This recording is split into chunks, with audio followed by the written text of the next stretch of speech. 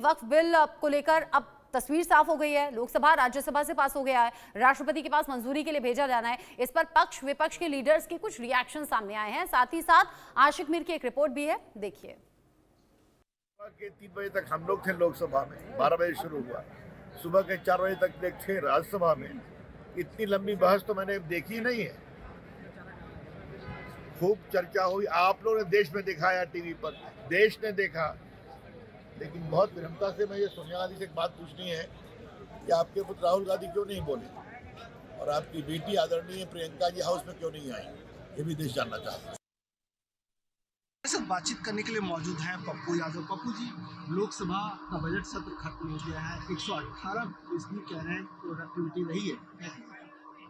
भैया बिल्कुल बहस तो होती है, स्वस्थ बहस होती है, अपनी बात रख पाते हैं, स्पीकर कोशिश करते हैं कि बात करने का, लेकिन विपक्ष को बहुत तवज्जो नहीं मिली, विपक्ष का रेस्पेक्ट बहुत नहीं है। स्पीकर को हमारा चेयर अच्छा है, बुरा कभी नहीं कहा जा सकता है, कोई भी स्पीकर। हमने बहुत सारे स्पीकर के साथ काम किए देखे हैं, हमने देखा है सोमनाथ, उन्होंने देखा है संगमा, हंसते खेलते सबको साथ ले चलने। वही परिस्थिति वर्तमान स्पीकर की भी रहती है, लेकिन कभी कभी विपक्ष को जिस तरीके से अवॉइड किया जाता है तो वो स्वस्थ लोकतंत्र नहीं है। लेकिन निश्चित रूप से अपने अपने क्षेत्र की बात उठाने का, फर्स्ट टाइमर को उठाने का, हर मुद्दे पर स्वस्थ डिबेट का परंपरा रही है और स्पीकर ने सदन को संचालन अच्छे से किया है और सदन अच्छे से चला। इस सेशन में हमने देखा कि वक्त बिल पास हो चुका है, तो बिहार में जो आगामी विधानसभा चुनाव है उसमें मुस्लिम और ये, क्योंकि राज्यसभा में मैंने देखा कि कांग्रेस के लीडर्स ने नीतीश कुमार को लेकर के कहा है कि इसका सबक सिखाया जाएगा। नहीं, निश्चित रूप से नीतीश कुमार को सबक, नीतीश कुमार के सबक उन्हीं के दल के लोगों ने सिखाया। कोई सबक क्या सिखाएगा? एक व्यक्ति का सेकुलर कैरेक्टर को जिस तरीके से इन लोगों ने बीजेपी मय कर दिया, दूध मिश्री की तरह बीजेपी हो गया, जो पिछड़ा विरोधी भी है। लगभग ईबीसी लीडर को वहाँ छोड़ दीजिए, इनके पास जो लीडर है वो पिछड़ा विरोधी भी है, दलित विरोधी भी है, संविधान विरोधी भी है, आरक्षण विरोधी भी है, जाति जनगणना विरोधी भी है। तो लगभग जदयू का जो ईबीसी कैरेक्टर है नीतीश कुमार जी को लेके, सेकुलर कैरेक्टर, उनको इन लोगों के नेताओं ने बीजेपी के साथ मिलकर खत्म। तो इसका असर जो है सो चुनाव में पड़ेगा। निश्चित नीतीश कुमार जी पर तो पड़ गया। बीजेपी यही चाहती थी कि नीतीश कुमार फिनिश्ड हो और चंद्रबाबू नायडू। धन्यवाद। मनोहर Kesari, India news Delhi.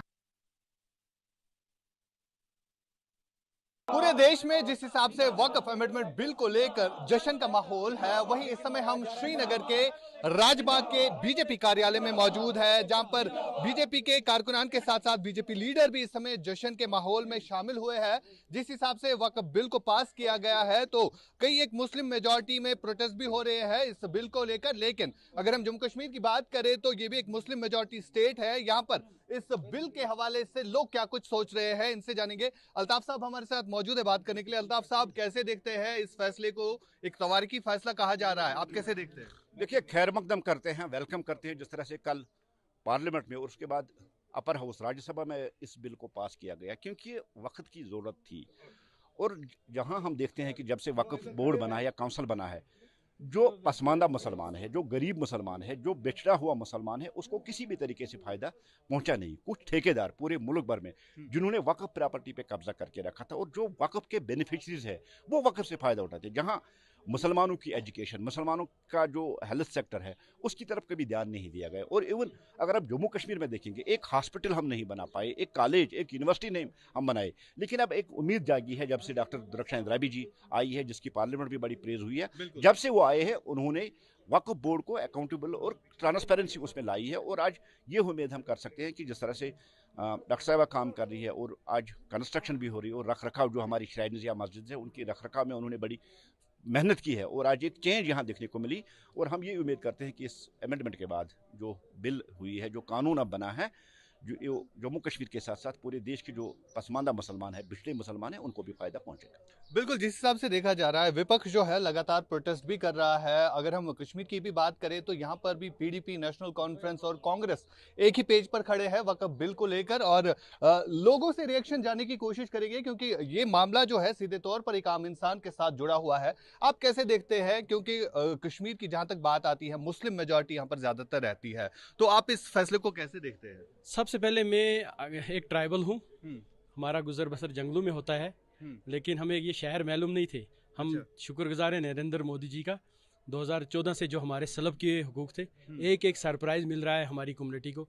Forest right act के रूप में मिला, पॉलिटिकल रिजर्वेशन के रूप में मिला, फिर असम्बली में पॉलिटिकल रिजर्वेशन 9 सीटें मिली, ST SC एट्रोसिटी एक्ट मिला। इस तरह बहुत सारी चीज़ें हमें सरप्राइज मिली। और कल के बिल में हमें एक और सरप्राइज दिया मोदी जी ने, जो सेक्शन 5 और सेक्शन 6 के तहत जितनी भी लैंड थी वक्फ की ट्राइबल्स के पास, वो अब ट्राइबल लैंड कहलाएगी। उस पर हमें हुकूक है, जो हमारे लिए ख्वाब था।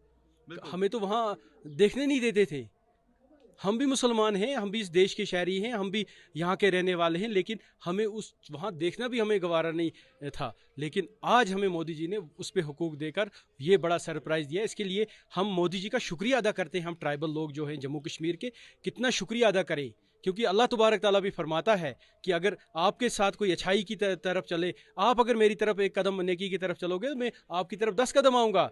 लेकिन ये चीज़ दुनिया पे भी लागू होती है। अगर नरेंद्र मोदी जी ने हमारे लिए कोई अच्छा किया, अगर हम उसके लिए अच्छा नहीं कर सकते, शुक्रिया तो अदा कर सकते हैं। इसलिए हम शुक्रिया अदा करें मोदी जी का कि उसने हमें बारी बारी सरप्राइज़ दिए, हमारे हुकूक जो सलब किए हुए थे वो दिया, और आज भी हमें याद रखा। और इस बिल में भी हमें सेक्शन 5 और सेक्शन 6 के तहत एक सरप्राइज़ देकर खुश किया। इसके लिए बहुत शुक्रिया बात करने के लिए। लगातार जिस हिसाब से पूरे देश से रिएक्शंस आ रही है वक्फ अमेंडमेंट बिल को लेकर, तो इस समय जिस जगह पर हम मौजूद है श्रीनगर बीजेपी कार्यालय में, यहाँ पर भी कारकुनान की एक बड़ी तादाद जो है इस समय मिठाई बांटते हुए नजर आ रही है। आप देख सकते हैं, क्योंकि अगर हम कश्मीर की बात करें तो यहाँ पर भी 2019 के बाद जो वक्फ की प्रॉपर्टीज है, जो वक्फ बोर्ड की तरफ से डेवलपमेंट देखने को मिल रही है, उसकी चर्चा कहीं ना कहीं पार्लियामेंट में भी देखने को मिली, जब किरण रिजिजू जो कि यूनियन मिनिस्टर है उनकी तरफ से तारीफ की गई। तो साफ तौर पर यह जाहिर होता है कि अलग अलग रिएक्शंस पूरे देश से वक्फ बिल को लेकर